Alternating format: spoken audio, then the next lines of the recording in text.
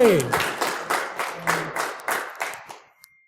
I'm having a great time. So, my name's Cameron Maerz, and these are my findings to date.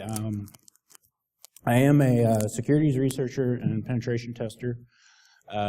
If you want, I'm on Twitter at PwnsForCash, and my blog, cantankerouscomputing.blogspot.com.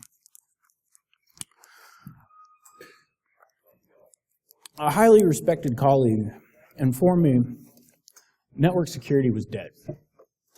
This was near the time certain hotspots started to pop up around me. In my research, I discovered how to bypass WPA2 authentication, allowing an unauthenticated access to an otherwise secured network area. This is my home. This is your home. I've ethically disclosed this information. And some of the stuff, it dates back multiple years. These issues, however, they've been identified in several more devices, spanning the service providers which make up the Cable Wi-Fi Alliance. Today's talk will cover several routers in said networking environments, along with misconfigurations pointed out and given to the providers. Oops. Let's go over some jargon real quick. So the CPE is the customer premise equipment.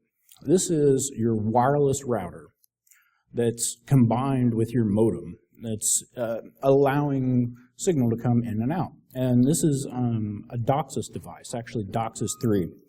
And DOCSIS is data over cable service. And or data over cable service interface specifications. And what happens is this device, the DOCSIS device, communicates to a border router slash cable management terminal station.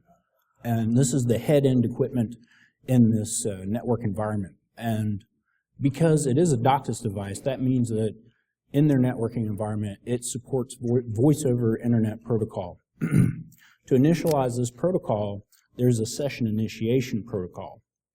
They also have MoCA, which is multimedia over coaxial alliance. And that's able to provide you with DLNA, which is digital living network area. And that's able to be provided to you because of MPLS, or multi-protocol label switching. And that's coming in on a hybrid fiber coaxial network. And in that networking area, it's a dual stack environment, meaning it supports both IPv4 and IPv6 at the head end. And network address translation, or NAT, is a table which stores internal routing information to the wide area network, or WAN. And the LAN is the local area network. This is your devices that are inside. And the virtual LAN would be similar to the WLAN, which is a wireless local area network. And that's able to be provided by a virtual interface of the LAN, aka VLAN. And PMP is port, excuse me, port managing protocol. These are the members of the Cable Wi-Fi Alliance. And yes, this makes up almost the entire country. What? What the hell?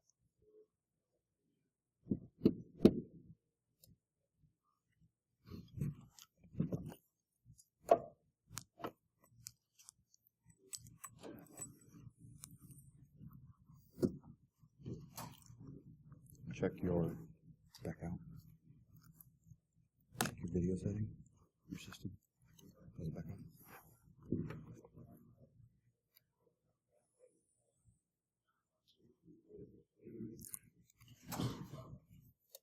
All right, we'll see if we can skip back and see what happens. Okay, so Are we good? All right. The Wireless Broadband Alliance's Interoperability Compliance Program, or ICP, provides a set of Wi-Fi guidelines for mobile operators to standardize the way that my video just...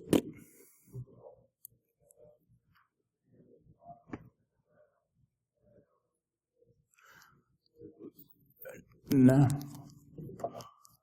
It does not like me.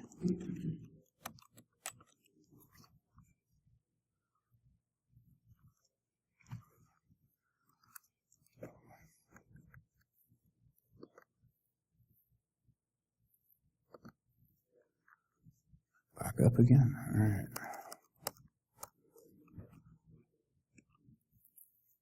And it's out again.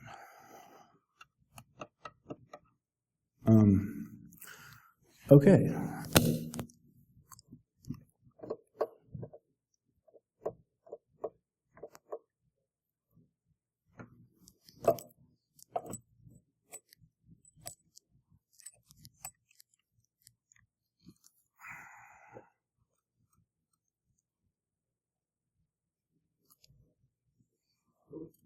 All right. I unplugged and replugged. Let's see.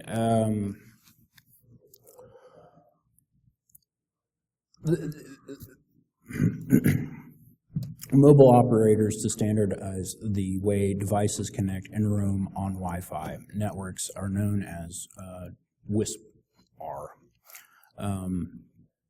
Wireless Internet Service Provider Roaming. WISPR allows users to roam between wireless internet service providers in a fashion similar to that allows cell phone users to roam between carriers. A radius server is being used to authenticate the subscriber's credentials. WISPR 2.0 specs were published by the Broadband Alliance of March 2010. This is just a picture of the login into my gateway, which doesn't have any SSL. It's not good. Well, they are self-signed. See? And the mystery begins to unravel here. Not only can you see these are self-signed certificates, the individual, or as indicated by the MAC address on the left-hand, well, yeah, your left-hand side browser window. That's right over there. You can see CC03FA. Another IP address is also able to be routed into the device to the residential administration console. That's weird. Why would another IP address route into my administration panel? So some things just feel fishy. I decided to jab it with a stick and see what happens. So the Technicolor model TC8717C, it can't handle my speed tier. I was 105 I was getting, or paying for, but I only ever saw 70 down with it. And it was replaced due to a hotspot issue. They didn't say exactly what this hotspot issue was. They just said I had one, and I had to have a new one. Oh well. The Aris TG862, I was able to bypass the portal twice. And the Technicolor 8030C was able to route into the VLAN from the hotspot.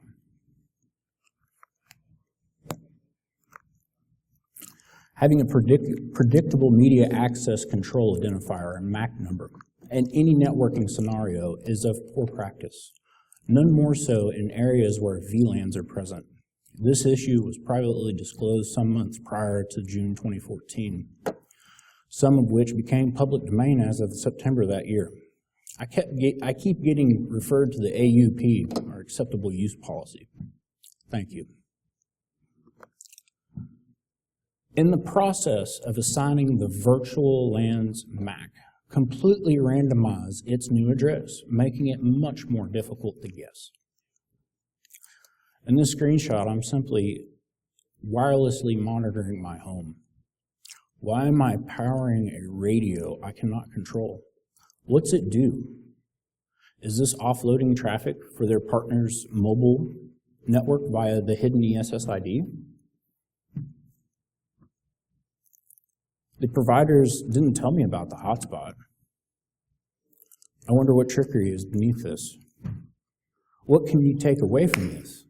Well, what you can take away from this is learning more about the devices and how they assign MAC addresses. Because as you can see on the left-hand side, these are just incremented by 1. For each VLAN it's going to put up, it's only going to be 1 more. Well, subtract 1. Where does that take you? Why is the radio, which I cannot control, in my ARP cache? Weird. Because of device behavior, we can test for fault tolerance, which cause the device to initiate packet sequence. Keep this in mind as we move throughout the slides. In my research, I was exploring inter-device relationships. I came across this old patent and ran with it. I thought a router routes packets to a switch. The switch switches packet to a bridge or trunk, which finally goes to a port. Yet, in this patent, the protocol and the devices supporting it are doing the switch's job. The router communicates on OSI layer 3, while the switch is at layer 2. Where's the switch in this diagram? There's not one. It's software defined. I can see the router, I can see the bridge, I can see the ports. Where's my switch? Do you really need this if you can make the decision on yourself? This is simply a slide to help visualize the traffic flow through this device. I'm not calling out any names or anything, it's just to visualize how the traffic flows. Originally using the tap-tone interface, the hotspots were able to be bypassed, allowing a route into the residential VLAN from the hotspots VLAN. I wanted to keep going though, as I felt more could be done. Having knowledge about their mobile partnership, I decided to research the differences between regular connected devices and mobile devices using LTE over Wi-Fi. Again, I was able to route into the residential VLAN via PMIP, harnessing GRE tunnels with internally addressed bridges.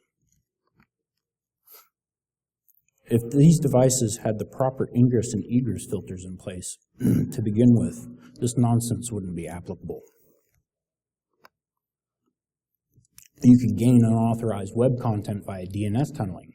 You could also create denial of service conditions, which allowed you to bypass authentication. I had noticed when connecting to the hotspots via SSL, or an SSL connection was formed. Knowing that SSL is far slower than TLS, I decided to test for exhaustion conditions. The server responds with much more data than our initial hello, as seen in this slide. The exchange started when a new MAC address was introduced. I decided to use MACoff, and that's the tool in the DSNF suite, and it resulted in the CPE completely shutting down for a period longer than 5 minutes. Because of the predictable MAC, combined with shit filters, you can also ping your EMTA or embedded multimedia terminal adapter. This is what connects your phone to your router. In this slide, I'm simply showing or displaying the ARP entries, making the appropriate subtraction and resolving its address by using ARPing. It's a utility allowing for the discovery of active IPs on your network. I wanted to view the CPE from as many vantage points as possible. This is a fingerprint of the route to my home SIP address. And yeah, it's changed. But that's kind of funky.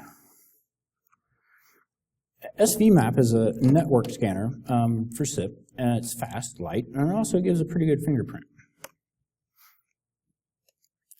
Curiosity pushed me to really dig into discovery. I wanted to learn more, and I wanted to do more. And I wanted to ensure the security of my home, in your home, in America's homes. Don't we deserve better? I'm not implying the provider is vulnerable to any attack by any of these methods. I'm simply stating the possibilities.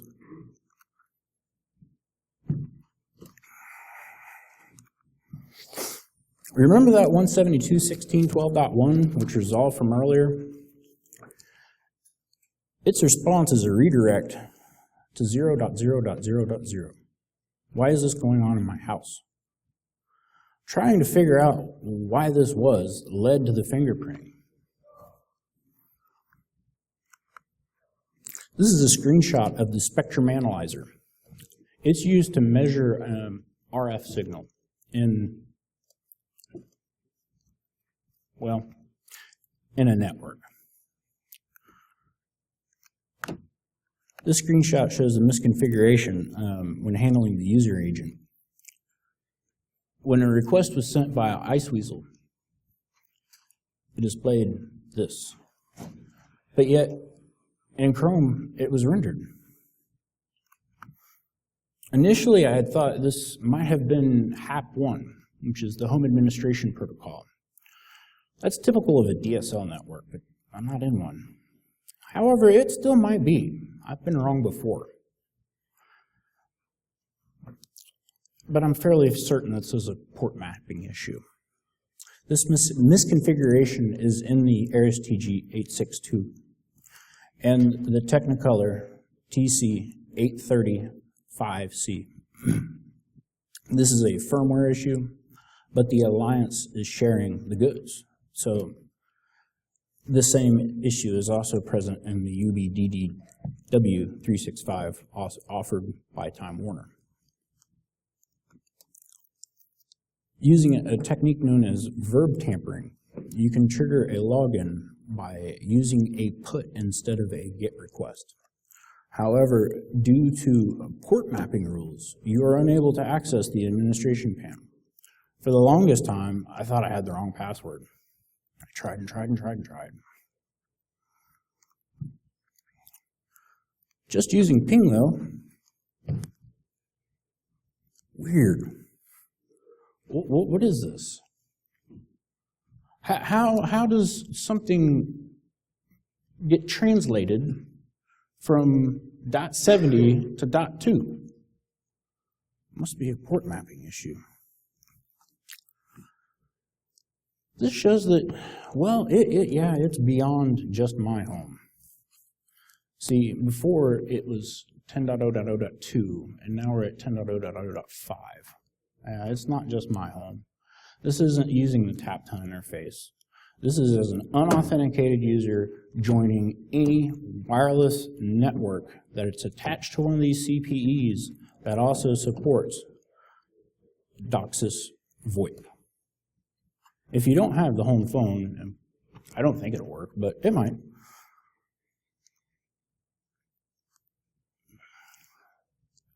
Reciprocate, it's cool. And it's also the proxy that's handling your SIP information. As you can see here, I am connected to Wi-Fi hotspot. Awesome. I'm also showing that there is no funky tunnels going on. Awesome. Yep, down, down, down, down, down.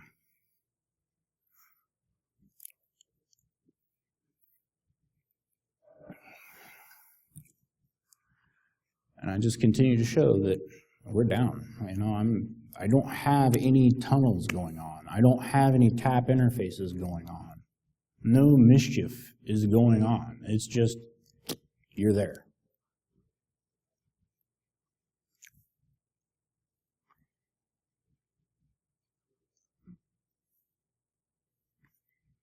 Admin.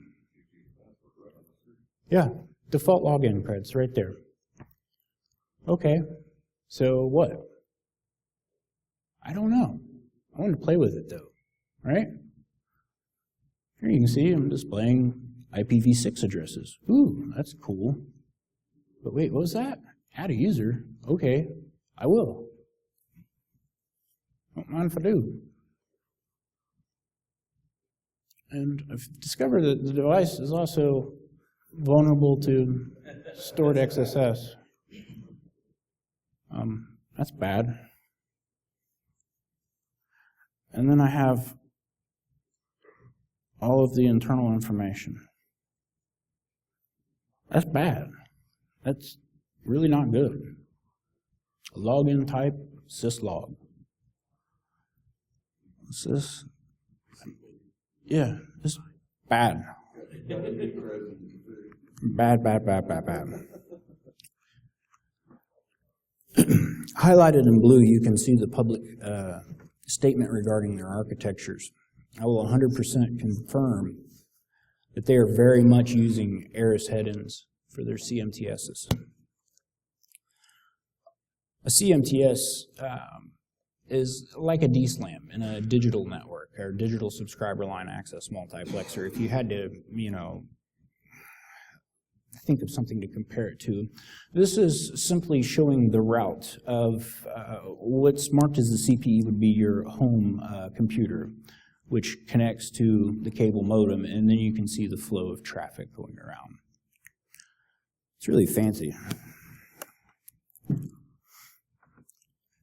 Now, I want you to look at these MAC addresses. This is really important. This is tap 1, or 0, 1, 2, 3, yada, yada, yada. They're all tap interfaces, courtesy of libvirt, Mac vTap. And they're just building one at a time, one number at a time. And where am I going with this? This is a big deal. This is a severe misconfiguration. Because there's your cadence CMTS. Now I'm ARPing outside of my LAN. Now I have your head-end equipment in my LAN. I've just pulled your equipment in my LAN because of whatever issues you're having. I don't know what's going on. I suspect it's ingress and egress filters. You can see here I'm using the ARPing utility as misspelled to resolve the first hop, which would be the CMTS. And then go back over to the packet capture. Boom. Look at all those replies. That's bad. The ability, Braden Thomas, who spoke at Infiltrate, was the best of my knowledge, the most recent person to speak with any provenance on this matter. Well, how far upstream? Via which channel? I know this is just one hop outside my, my network on the node, but it's a start. Where do you want to go? According to online publications from the cable provider, the information is passed through tunnels, kind of like a VPN. I'll keep that in mind in case you didn't read the note I left on VPN eavesdropping. Is that a fact? I mean, seriously.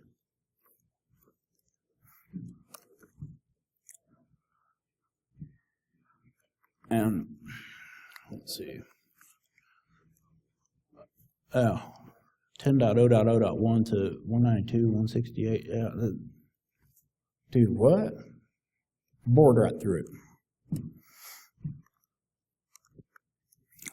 This is a screenshot using DSNF, having exploited the initial misconfiguration. Sure, the exact script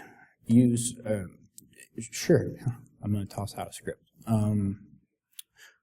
The exact script used to initially cause said errors. I'm going to put on my blog tonight. I'll have it up there for y'all. Have at it. Hey, you guys want to go around and kill hotspots?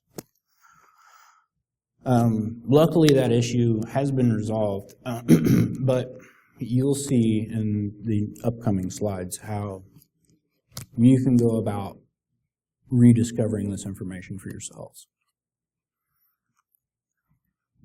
Connected to the hotspot, what would be returned if an internally routed traceroute was performed? I would expect everything to drop. However, this was my output. The device is interpreting things wrong. You can assign an internal MAC address of the equipment to the tap interface. Once configured to send multicast multicast and ARP, it forces the CPE to reveal an otherwise unknown address. This, combined with the appropriate routing rules, may allow you to access otherwise unknown networking areas. And what we can see here is, what are we looking at? All right.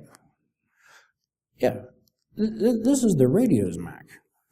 The actual radio's MAC address is not supposed to actually be out. And I want to go ahead and plug this in just because it's been sitting up here and I wanted everyone to see this. No shenanigans are going on. I'm going to go ahead and plug this in now because it takes it about 5 minutes to boot up. And then I'll show you the ultimate fail.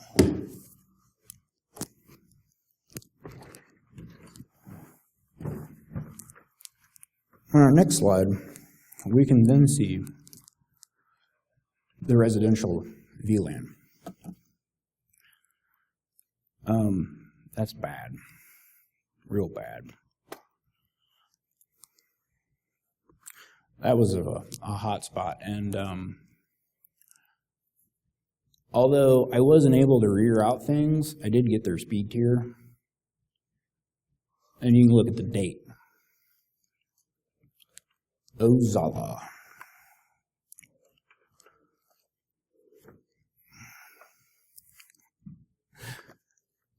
But seriously.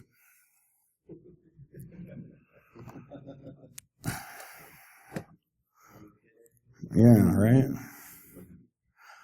Okay, I'm going to go ahead and back out of here and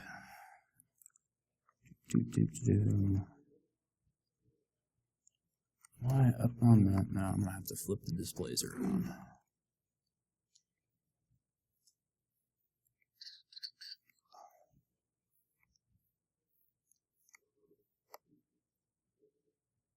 I appreciate your patience.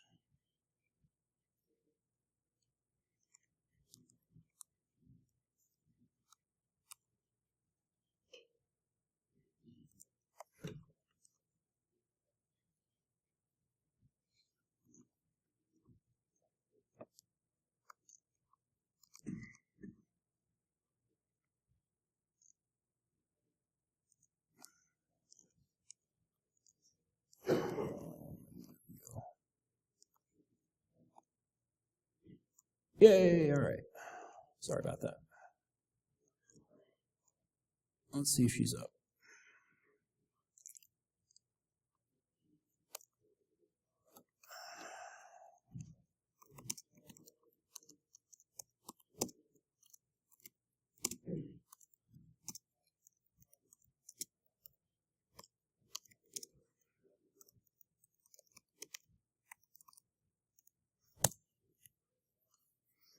Well, looks like she's up.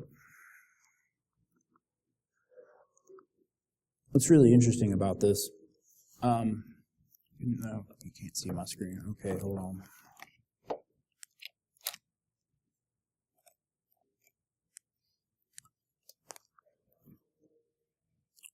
All right. Stumbling, fumbling, bumbling.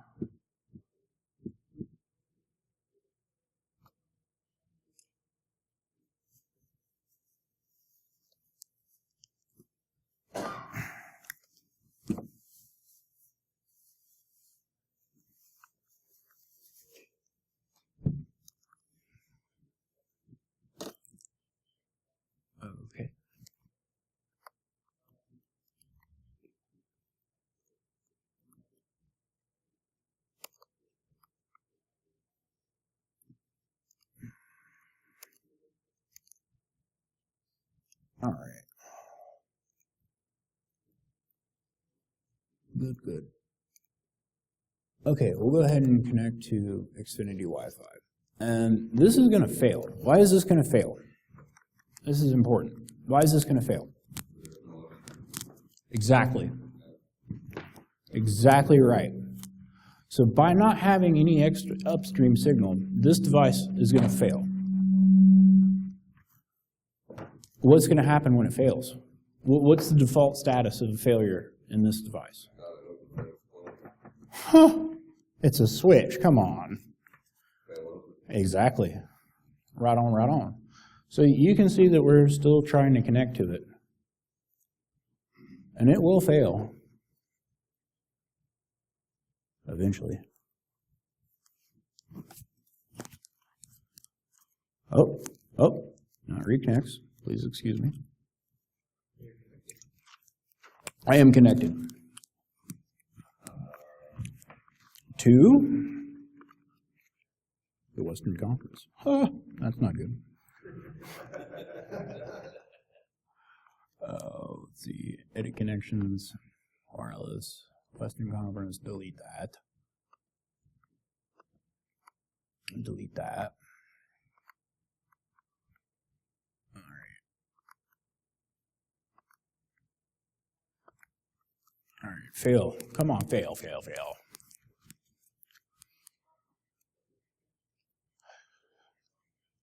But another thing is, so if you're thinking about this tap interface, what's going on? If you pull one of these up, it kind of causes a denial of service on the socket level. And it's kind of cool because it's bringing in a denial of service in a different light than one normally perceives it. People think of these giant denial of services, but it only has to be for long. And by that amount of time, you can gain arbitrary route information into a restricted area. Why? Well, switches fail open. That's our default tolerances that we need to test. If we can trigger that in a mechanism, we can capitalize on that behavior. If we can think of people and how people program things and are at a mass, we can also put that down into micro size because we program our electronics. Thus, our electronics inherit those behaviors. Now fail. Please. It's trying. Yep, there it goes. Now where are you going?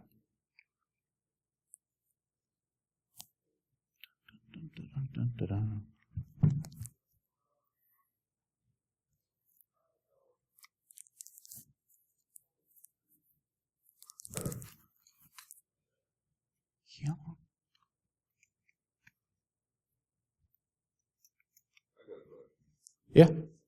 So if you can arc into the heading, you could potentially, theoretically,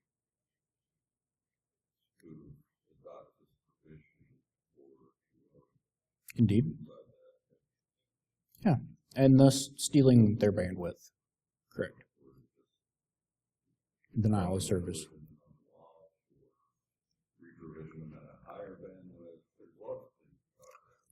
Oh, well, in the RF network, I mean, just the spectrum analyzer itself, you can then increase your signal then.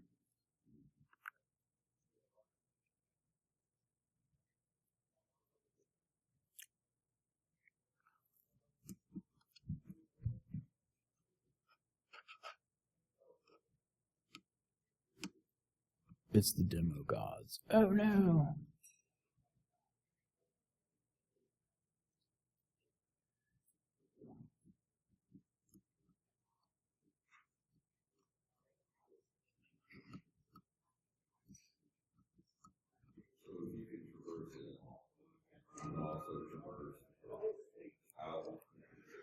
Really, the only thing to do is Is the what? Well, hopefully, the providers are going to get on the ball, and that's the thing, right? So I can put a firewall in front of that. Okay, I can just not use that Wi-Fi, but I can't prevent someone from not using my upstream, hacking the CMTS or the gateway, whatever it's called, and then re-provisioning my modem. well, you know, this really funny thing. I mean, that does stop them from coming into my network, Right. But it doesn't stop my upstream. Yeah. You can also gain the MAC address of the CPE via the headers on some requests in the website, because when you go to authenticate, it's going to ask you to type in your password, and when you go to do that, it's going to have a MAC address in there, and you can also spoof. Well, yeah, but it looks like I'm going to die due to the demo, and yeah, so I'm going to go ahead and flash my last slide. And oh, really?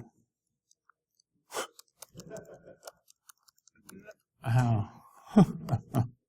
That's cute. Okay, there you go.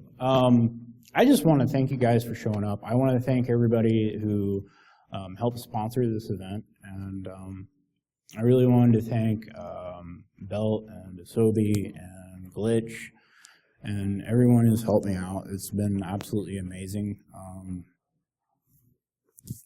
got a question. If you disclosed this last year at DerbyCon, why do you think Comcast hasn't addressed it? It's not that they haven't addressed it, it hasn't been addressed properly. As I was saying, by having a pragmatic or programmable, being able to predict that MAC address is very bad. And the fact that I can initiate that. So they band-aided it with the MAC? I'm not going to say with the MAC, they've band-aided it, yes.